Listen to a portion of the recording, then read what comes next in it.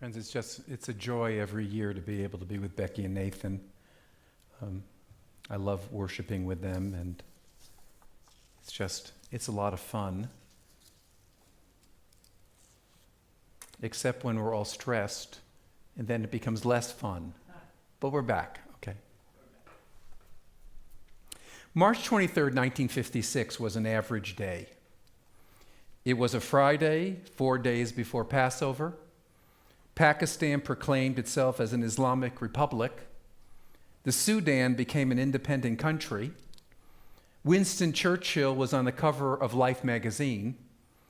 The most listened to song in America was The Great Pretender by the Platters. Nathan, did you ever hear of that? Oh, yeah. I mean, that's famous. That's famous. Okay, good, okay. Classic. It's a classic? Yeah. Anything but the Platters. So if I asked you to play it, could you play it? Yeah. No, okay. You don't have to. The Man in the Gray Flannel Suit by Sloan Wilson was the most popular book in the United States. The estimated number of babies born on March 23, 1956 was 274,941. That's equivalent to 191 babies every minute. And among these wonderful babies was Alan David Londy.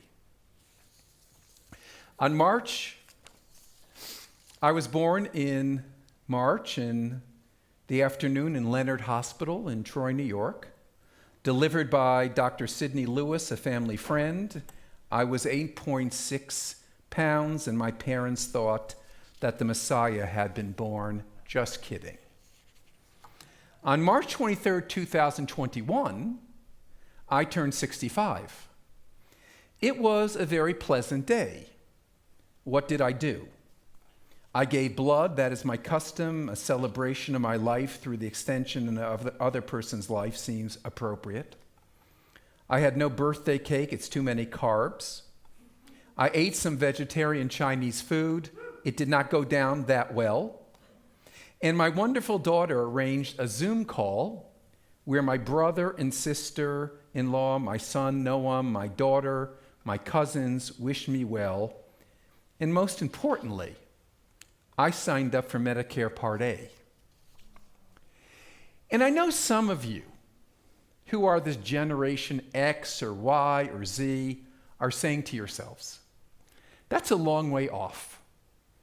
How is this relevant to me, Rabbi, on Kol Nidre evening? Trust me, it is. My warning, life goes by very quickly. That Medicare moment is a rite of passage. It's a recognition that we have reached a moment when we are mature, at least chronologically so, or a senior, whatever label we want to put on it. I went on the Social Security website. I signed up for Medicare Part A, and then I decided, let me check out how much Social Security I will get at full retirement. So I switched screens, and here is the great birthday present, this screen. Retirement and Survivors Benefits Life Expectancy Calculator. And I said to myself, Alan, check out your odds. I hesitated. Did I really want to know what the chart said? Then I thought it's good to feel humble on your birthday to receive a reality check. So I put in the numbers, and the results are so clinical, so exacting, so final, and this is what it said. The following table lists the average number of additional years a male born on March 23, 1956 can expect to live when he reaches a specific age. Okay, here are my numbers. At age 65 and 5 months, my additional life expectancy is 18.7 years. At 66 and 5 months, my life expectancy is 18.1 years, and at the age of 70, my additional life expectancy is 15.6 years. If you notice, the longer that you live, the longer you live. That was profound. Here is what is printed in small letters. Note, the estimates of additional life expectancy do not take into account a wide number of factors such as current health, lifestyle, and family history that could increase or decrease life expectancy. That was very reassuring. Now, what did the numbers mean to me? As a rabbi, I understand mortality all too well. Much of my work is about mortality. I confront it too often in my professional career. In almost 40 years of the rabbinate, I've experienced frightened people confronting illness and worrying that they are going to die. People actually dying. Families grieving the unfairness of it all, the unpredictability of life. I've buried people who should have lived longer lives, including children, but did not. I've buried babies. I buried people who died so suddenly. I buried people who have no families, literally. I have buried people who have, and pardon me for saying this, perhaps have lived too long. Their personhood is gone, and for them, their families, death is a blessing. And of course, we know about mortality, especially well because of COVID-19. Too many people have died unnecessarily, and many of them alone, and the plague continues. My 65th birthday and my confrontation with my actuarial numbers were not just a mortality alarm clock going off. It was my gateway into the high holidays for this year. Yom Kippur is not just about sin and repentance. Yom Kippur is also a day when we encounter our mortality. So let me explain that. Traditionally, Jews wore white on Yom Kippur, a kittel, like the shrouds that Jews traditionally wear for burial. Many Jews do not wear leather footwear because not wearing it is a sign of mourning. We cease from everyday bodily maintenance, like eating and washing, and we almost act like cadavers.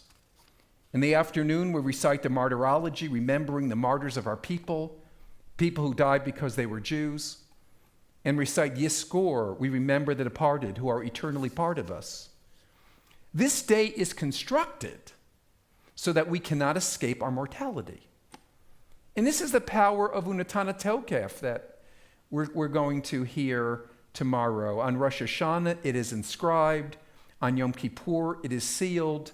How many shall pass away? How many shall be born? Who shall live? Who shall die? Who in good times? Who by untimely death?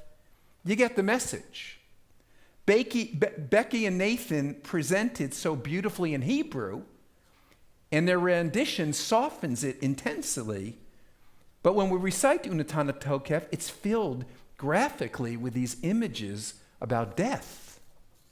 Now, don't misinterpret what I'm talking about. Don't misinterpret the tradition at all. Don't get depressed. Don't turn me off. Yom Kippur is not meant to torture us. It is really here to inspire us. Yom Kippur afternoon was the time when young people celebrated their engagements.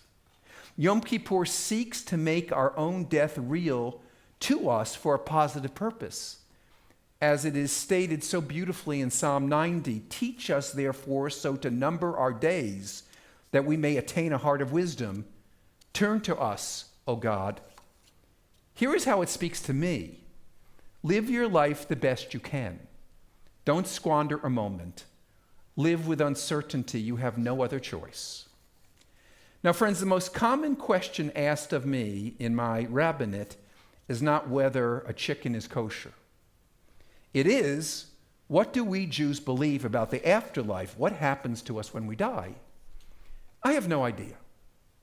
Tradition has so many versions of what happens that it leaves us baffled by what tradition is suggesting. I personally spend no time imagining life to come, and I cannot understand the focus of my Christian friends placing on this question. It seems so misdirected and pointless. There was an article several weeks ago in the New York Times written by a professor of theology 35 years old, who was terminally ill. And everyone, including her oncology nurses, suggested to her, make a bucket list. The things that you have not done but want to. She contemplated it and then came to the conclusion it was a waste of time for her. You cannot quantify life. Fulfilling her bucket list would not have given her completion. She came to realize, and I quote, "But it is much easier to count items than to know what counts. The quality of her life is what mattered." For us, it is all about what we accomplish in life. What do we bring to life? The rabbis created something quite remarkable. They present in the Talmud a kind of thought experiment. What if for a moment we could imagine our end? What would we gain? What would it be like to stand before the heavenly court? And here is how the religious imagination in the Talmud envisions it. Here is the drama. When we stand before the heavenly tribunal, there are questions that we will be asked. At 65, they seem quite poignant. They are, in effect, our questions about how we live our lives now and how we judge them and what course correction do we need, regardless of the time left for us. Let me ask these questions to us all, and let us imagine our response. Now, here is the first question. Did you deal honestly with people in your business practices? Quite surprising, no question about ritual observance. God is not going to ask you about Shabbat or about building a sukkah, but our economic livelihood is challenging. The choice between making money and doing what is right can be quite demanding, especially when we want to provide for the people we love. Do we choose to do the right thing? Do we cut corners? Do we stretch the law? Are we less transparent than we should be? Do we give people what we promise to give them? Do we live an honest life? The first question. Number two, it sounds quite odd. Did you busy yourself with procreation? I have 2 children. I also have 4 grandchildren. I've dedicated myself as a parent, as many of you have. I've loved them and have had great moments with them, but I've been distracted or impatient too many times. I guess I can give myself a B-. But this question is more than about procreation. Probably it's better translated creation. Did we busy ourselves with creating something that will outlast us? It's about cultivating the future. Did we invest in people enough? People are an immortality. Question 3, did you set time for Torah? I feel good about that one. My life is Torah. And yet Torah study is not enough. Here is the real Jewish question. How much does our Torah change us? How does it transform our hearts? I've known too many so-called pious people who really are not so kind or thoughtful. And when I read a sacred text, I need to ask, how will this Torah impact my life? Has the Torah made me a better person? Has it forced me to do things that I would not naturally have done? And I was thinking about this. Imagine how our congregation would be different if every one of us read one chapter of the Jewish Bible every day and thought about its implications. Think about it. Let's say we have 400 adults in the congregation, 400 hours of Torah study each day. Did you set time for Torah? Question number 4, did you hope for deliverance, really redemption? Friends, when I read the paper, it is depressing. The 65 years that I've been on earth have been filled with too many wars, too many assassinations, too many acts of evil, too many lies, and too many acts of negligence.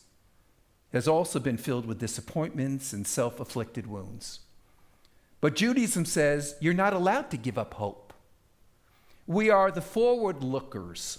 Lot's wife in the Bible turns into a pillar of salt because she looks back at Sodom, not ahead where her future was to be. She didn't understand where she was going. She was looking back. It is the recognition of life's possibilities. Remember Anne Frank's words, despite everything, I believe people are really good at heart. That is the hope. Did we see obstacles not as roadblocks, but as possibilities for inventiveness? Question 5. Did we seek wisdom? Did we understand one thing from the other? It is about our ability to question our own lives and is a challenge to learn from life's experiences and from our own mistakes, to learn from the questions that we ask. Did we ask difficult questions of ourselves? Did we get our values straight? Did we set our priorities? Did we struggle with our mortality and our morality? Question 6. This is one that's going to surprise you, but it's so wonderful. This is reason enough to become Jewish. Question number 6. Were there earthly pleasures permitted to you that you did not enjoy? Listen to that question. Were there earthly pleasures permitted to you that you did not enjoy? This is fascinating. Once a year, on this day, we're called upon to deny ourselves everything. But on all other days, we're called upon to rejoice and to enjoy all the good things in moderation. Good food, good drink, good music, stimulating culture, refreshing recreation, stimulating travel, challenging literature, appropriate partying, meaningful friendship, elevating service to others, sacrosanct family time. And this is what the Talmud tells us. In the future, we will all have to answer to God for all that our eyes saw of God's wonderful world, but did not partake of it. What a thought. We will have to answer to God for not enjoying ourselves, for not appreciating the wonderful blessing contained within this world. And 7 is to me the most important. Were you you? Were you true to yourself? Let me phrase it my way. Did we allow others to define us? Or did we accept who we were and not try to be someone else? Did we see the potential in ourselves instead of our deficiencies? Did we resist when others tried to put us down? The number one regret that the terminally ill express is, I wish I had had the courage to live a life true to myself, not the life others expected of me. Hospice nurse Brownie Ware, in her book, The Top 5 Regrets of Dying, writes, this was the most common regret of all. When people realize that their life is almost over and look back clearly on it, it is easy to see how many dreams have gone unfulfilled. Most people had not honored even a half of their dreams and had to die knowing that it was due to choices they had made or not made. Health brings a freedom very few realize until they no longer have it. And there is the famous Hasidic tale that summarizes it all. Before his death, Rab Zusia said, in the coming world, they will not ask me, why were you not Moses? They will ask me, why were you not Zusia? So let's review the questions. Did you deal honestly with people in your business practices? Did you busy yourself with procreation? I like creation better. Did you set times for Torah? Did you hope for deliverance? Did you seek wisdom? Did you understand one thing from the other? Were there earthly pleasures permitted to you that you did not enjoy? Were you you? We know this is just a rabbinic mind game, but one worth playing. These questions are a good place from which to begin our Yom Kippur self-reflection. Let us go home and think about them. How do we answer them now? Are we disappointed with our answers? How would we like to be able to answer them in the future? And at 65, they seem so urgent to me. And as long as I live, I will ask them again and again and again. And I invite all of you to do the same, or to come up with your own questions of what a well-lived life should be. Friends, this is the holiest day of the year. It addresses mortality, it addresses the limits of life. But that does not scare Jews, because we are realists. On Yom Kippur is about imagining something better. It starts with hard questions. It is a reminder of what we can do with life. We do not know the years that we have, but we know that we can make every year meaningful. The High Holiday Prayer Book says, "Remember us to life, sovereign God who treasures life. Inscribe us in the book of life. For your sake, God of life." Let us use our lives wisely. Each of us has so much to give until our very last breath.